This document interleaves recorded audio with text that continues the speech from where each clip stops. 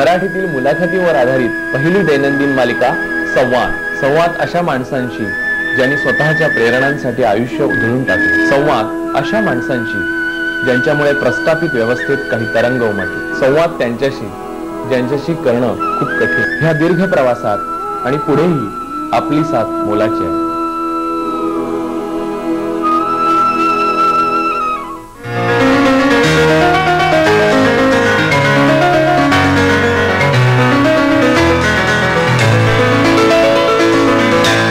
नमस्कार. आज आपण संवादचा 500वा भाग साजरा करत आहोत. आज आपल्या 500व्या भागाचे अतिथी आहेत विजय तेंडुलकर. आजपासून 24 तारखेपर्यंत विजय तेंडुलकरांसोबत 4 दिवस ही संवाद अंतर्गत मालिका आपण पाहू शकाल. संवादची सुरुवात 8 जून 2002 ला सुरू झाली होती. आज 21 नोव्हेंबर 2003 500 भागांचा हा एक मोठा टप्पा संवादनं पार केलाय. या संपूर्ण कालखंडामध्ये संवादमध्ये वेगवेगळ्या क्षेत्रातले दिग्गज माणसं येऊन गेली. त्यांच्यावर आपण नंतर येणारच आहोत. पण ह्या संपूर्ण कालखंडामध्ये जेव्हा माणसांना आम्ही बोलावलं, त्यांच्याशी बोललो, संवाद साधला, तेव्हा असा कोणताही विषय राहू नये, अस्पर्श राहू नये, असं कोणतेही क्षेत्र अस्पर्श राहू नये जिथे संवाद पोचला नाही. हे उद्दिष्ट आमच्या डोळ्यासमोर होतं.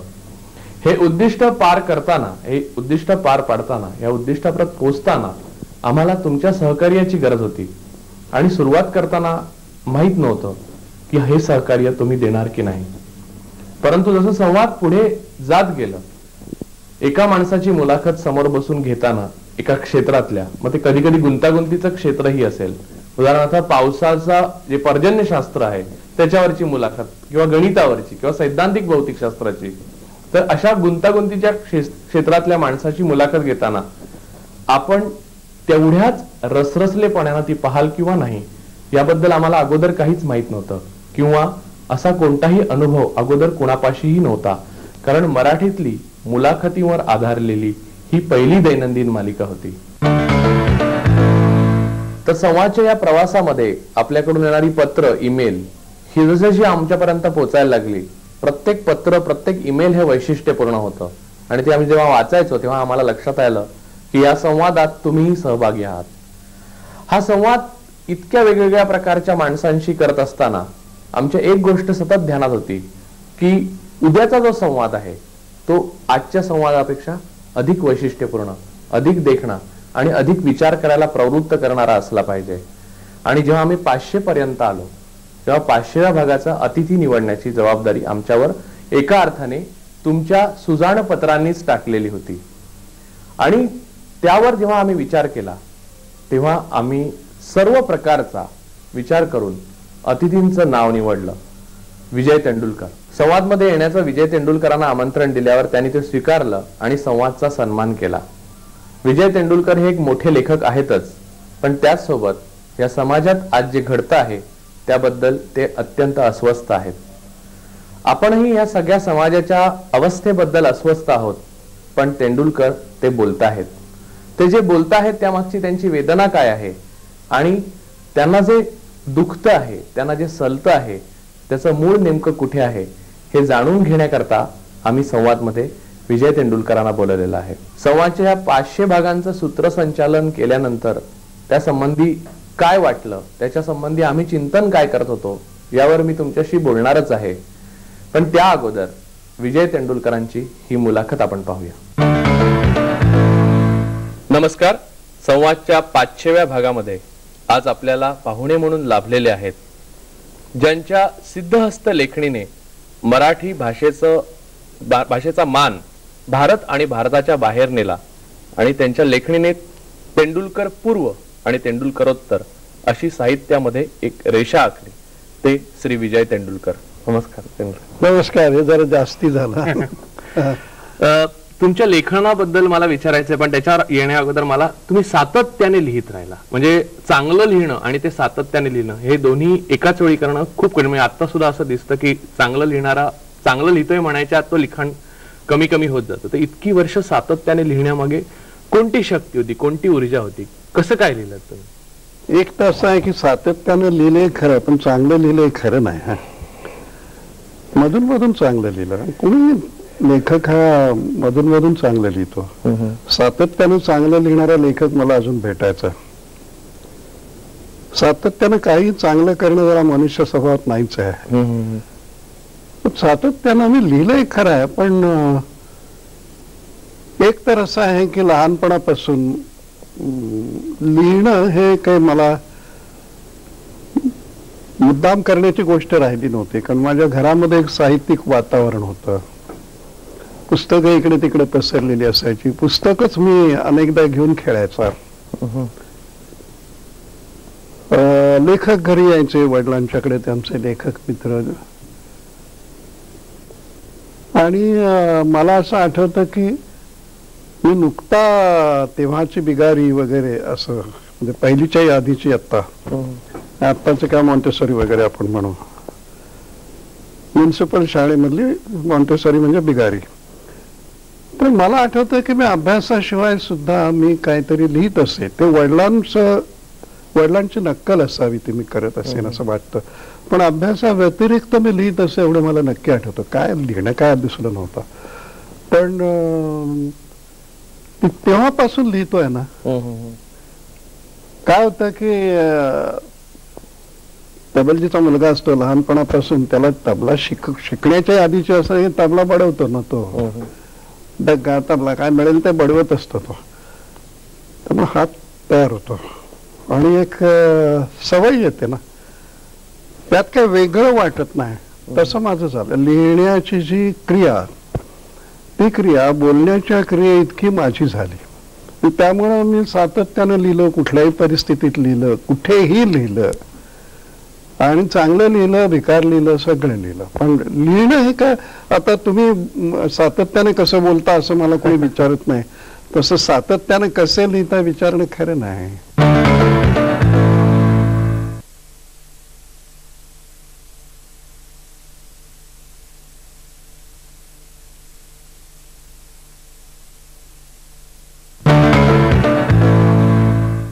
आता इथे तुम्ही सुरुवातीला जे लिहिलं त्याच्यामध्ये कथा हा फॉर्म तुम्ही वापरला, म्हणजे कथा लिहायला सुरुवात केली. म्हणजे सुरुवातीच्या काळात जे आमच्यापर्यंत लिखाण आलं तुमच्यातलं त्या कथा, आणि त्यातली तुमची पहिली कथा मला वाटतं ती सुद्धा इतकी जबरदस्त.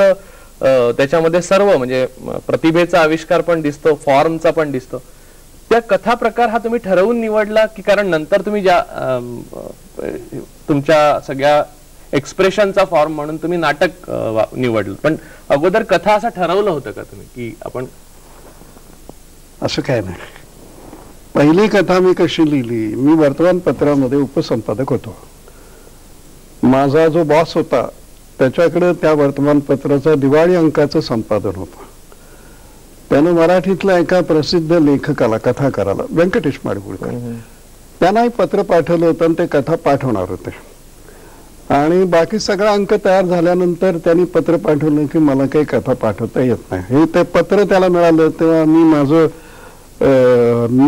काय वृत्त विभागातलं काम करत बसलो होतो मुकाट्यानं, आणि तो समोर होता. तो समोर ते पत्र वाचून त्याला पेच आला, आता शेवटच्या घटकेला काय करायचं. पण तो विचार करत होता. मी विचारलं काय झालं. मग त्यानं त्याची परिस्थिती सांगितली. ती सांगताना तो माझ्याकडे बघत होता. त्याच्या डोक्यात काय आलं कुणाच ठाऊक. तो मला म्हणाला तू का लिहित नाहीस एक कथा. तर मला मुळातच माझ्याकडे कोणीतरी असं विचारलं की नाही म्हणायची माझी इच्छा नसते. असं म्हटलं मी प्रयत्न करतो. आता प्रयत्न करतो. घरी माझी राहायला घर नव्हतं वगैरे अशीच सगळी अवस्था होती. वेळ झाला नाही. त्याची अपेक्षा होती दुसऱ्या दिवशी मी कथा बिथा घेऊन येणार. तर मी सकाळी माझ्या सकाळची पाळी म्हणतात ना त्याला, ड्युटी, त्याला आलो. तर तो अपेक्षानं बघत होता. म्हटलं नाही बा मला नाही लिहायला चाललं. तो वाईट टाकला. हे आमचे संपादक तेव्हा श्रीराज बिवलकर म्हणून होते. ते तेव्हा एक सुनीता म्हणून कादंबरी त्यांची होती, ती खूप गाजली होती. त्यांनी ऐकला. त्यांनी येऊन विचारलं काय झालं. तर मी म्हटलं मग मला कथा लिहायला सांगितली आपल्या दिवाळी, माझ्याकडनं झाली नाही. तर म्हटलं असं उठा. मी उठलो. तर म्हणलं या माझ्या मागून. मला मागून नेलं, त्यांच्या केबिन मध्ये बसवलं. बसा म्हटलं इथं आता लिहा. म्हटलं असं कसं होईल? ते म्हटलं नाही, तुम्ही आता कथा लिहिल्याशिवाय मी केबिन मधनं तुम्हाला बाहेर येऊ देणार नाही. लिहायची कथा आणि मग बाहेर यायचं. आता इथून कशावर कथा लिहायची इथपासून शोध सुरू झाला आणि काहीतरी घडलेलंच होतं. बहिणीनं, माझ्या मोठ्या बहिणीनं मला सांगितलं होतं काहीतरी, एक पुण्यामध्ये घडला होता प्रकार. काय कोणास ठाऊक माझ्या मनाशी आलं की ठीक आहे, आणि मी लिहायला लागलो. त्या कथेमध्ये सुद्धा संवाद खूप आहेत. आता घडलेल्या ठिकाणी मी नव्हतो, ते एक त्या अर्थानं माझा जरा फायदा होता, कारण कल्पना मोकळी सुटत होती. पण मनातली एक घटना होती, ती घटना तर होतीच निश्चित. मी लिहित सुटलं आणि सोपी होती लिहायला. 2 माणसांची गोष्ट होती ती, आणि एका जवळजवळ एका भेटीतलं सगळं होतं ते. त्यामुळे मी आमच्यावर कोण प्रेम करणार म्हणून ती गोष्ट आहे. मी लिहित सुटलो आणि तेव्हा ते कंपोज व्हायचं होतं सगळं ना, बरोबर वेळ नव्हता. तर माझी काही पानं झाली की ते आमचे कंपोजिटरचे जे मुख्य होते ते यायचे, ती पानं घेऊन जायचे. मग मागं काय लिहिलंय मला पुढे बघता येत नव्हतं. पण आता काय सुटका नव्हती लिहायची, म्हणून मी लिहित होतो. काय झालंय ते मला कळत नव्हतं. मग मध्ये पुन्हा एकदा असं टकटक झालं. मला वाटलं हे आले पुन्हा कधी. म्हटलं मी जरा वेळाने या. तर ते होते प्रूफ करेक्टर आणि ते प्राथमिक शिक्षक होते. ते फावल्या वेळात आमच्याकडे रात्रपाळ्या वगैरे करायचे. तर ते म्हटले नाही, मी अमुक अमुक आहे, मी जरा आत येऊ का? म्हटलं या, काय झालं? मला वाटलं मी काहीतरी गोंधळ करून ठेवला. तर ते आत आले, म्हणाले की या गोष्टीचा शेवट काय आहे तुमच्या? दाद आहे. मला अजून तो क्षण आठवतो. मी चकित होऊन त्यांच्याकडे बघत होतो. मग लक्षात आलं की काहीतरी बरं होत आहे. उरलं लिहिलं दिलं. अशी पहिली कथा ही माझी अशी झाली. आणि कथा म्हणून जो काय एक धाक नवकथांच्या काळामध्ये पुढे तयार व्हायचा होता, तो माझ्या मनाशी नव्हता. माझ्या मनाशी किंवा कुठल्याच माध्यमाचा धाक नव्हता. उदाहरणार्थ मला नाटक लिहायला सांगितलं दामू केंकरेनं, 3 दिवसात मी नाटक लिहिलं. पण म्हणजे असं कधी झालं नाही की तुम्ही हे आपल्याला सुचलेलं आहे, त्याचं माध्यम हे आहे, कथा आहे, याचं माध्यम नाटक आहे, असा विचार करायला अवसर? नाही, त्याच माध्यमात माझ्याकडे मागणी यायची, त्यामुळे काय इलाजच नव्हता. मला कोणी सांगितलंच नाही की गाणं करून द्या, काय मी त्या नाही म्हणायचं नाही, एवढं होतं. त्यामुळं काय जे ते आपण आपलं बरं वाईट जे काय ते प्रयत्न करू, असं माझं उत्तर असेल. ठीक आहे, प्रयत्न करतो. पण हे आतमध्ये तुमच्या कसं होतं, म्हणजे आत्मविश्वास ही पहिल्या कथेची जी गोष्ट आहे, खरं म्हणजे मूर्खपणा आणि आत्मविश्वास याच्यामध्ये फार अस्पष्ट रेषा आहे. आपल्याला एखाद्या माध्यमाचं उत्तम काही माहित नसलं की काही आपण करतो ना. आपल्याला काय गोष्ट पाहिजे ना, गोष्ट घ्या, नाटक पाहिजे, नाटक घ्या, असं व्हायला लागतं ना. मला असं वाटतं की असं झालं. तू आता त्या पहिल्या गोष्टीला जी विशेषणं लावलीस, मला असं वाटतं की काय म्हणजे आजही वाचता, कारण आज तो संग्रह वाचल्यानंतर ती पहिली गोष्ट लोक मला मुद्दाम सांगतात की ती फार चांगली आहे. ती पहिलीच गोष्ट आहे सांगितल्यावर त्यांना आश्चर्य वाटतं. पण मला असं वाटतं की एक तर तुम्हाला एक माध्यम कळल्यानंतर तुमची परिस्थिती आणखी अवघड होत जाते. पूर्ण म्हणजे काय माहित नसताना एकदम माझ्या डोक्यात काहीतरी एक मार उडी असं म्हटलं, मग उडी मारणार ना मी. मग बुडेन की काय होईल ते होईल. पण मला कळायला लागलं की पूर्ण म्हणजे काय, हे बुडायला होतं, अमकं होतं. मग मी 10 विचार करेन की मारू की नको मारू उडी.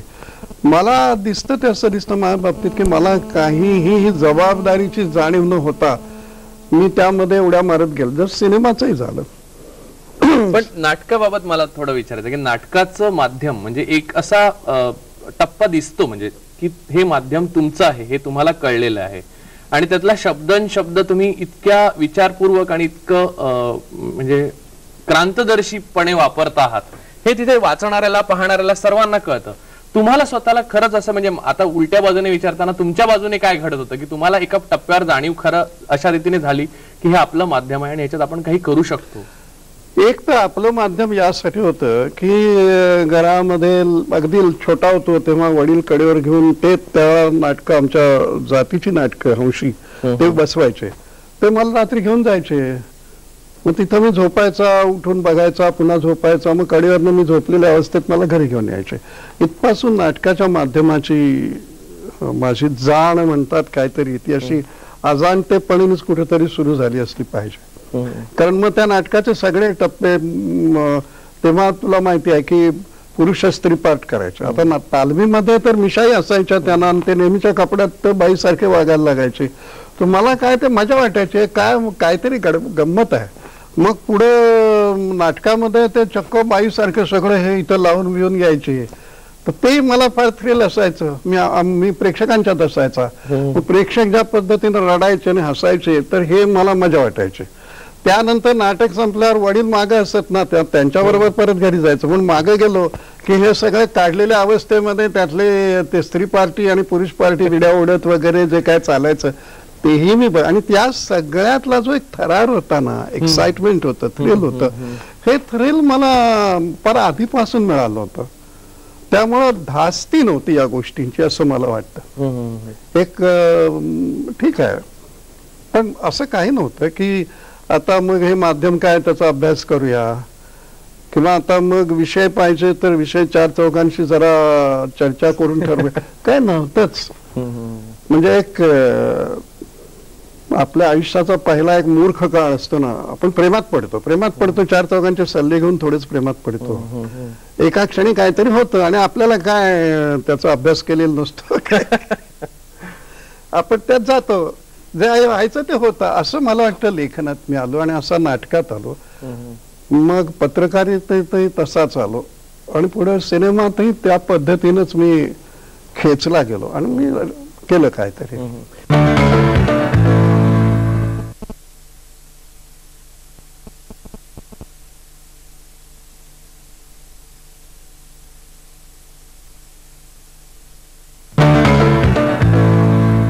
नाटकामध्ये तुमच्या शांतता कोर्ट चालू आहे हे जे नाटक आहे त्याच्यात वेगवेगळ्या स्तरावर तुम्ही घडवलेलं आहे काही, आणि त्याच्यामध्ये आधी म्हणजे काळाला समांतर जाणारी काही गोष्टी मूल्य प्रस्थापित त्यांना म्हणजे अशा रीतीने रंगमंचावर होऊ शकतं हे तोपर्यंत कोणाला विश्वास बसला नव्हता. पण मला त्या शांतता कोर्ट चालू आहेच्या अगोदर पुढच्या नाटकामध्ये मला गिधाडावर यायचं. म्हणजे गिधाडासारखा विषय जेव्हा तुम्ही लिहिला तेव्हा तुम्हाला लिहिताना कल्पना होती का की आपण म्हणजे तुमच्या नंतर एका साहित्यिकाने असं लिहिलं, मला वाटतं कर्नाडाने लिहिलं की असावं की एका शांत चालणाऱ्या अगदी सुस्थिर अशा समाजामध्ये तेंडुलकरांनी वरूनच बॉम्ब टाकले असं त्याच्यात वर्णन केलेलं आहे तुमच्या लेखनाबद्दल.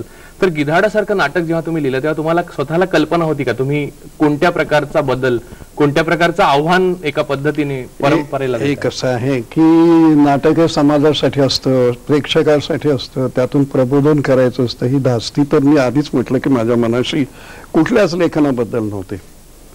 दुसरं असं होतं की नाटकात जरी मी गेलो, जशा गोष्टी लिहिल्या, गोष्टीमध्ये सुरुवातीला तर मी माझंच सगळं लिहित होतो. एका अर्थानं मी जगलो होतो, जे मी पाहिलं होतं ते मी ऐकलं, असंच चाललं ना. आपण सुरुवातीचं लेखन असं असतं.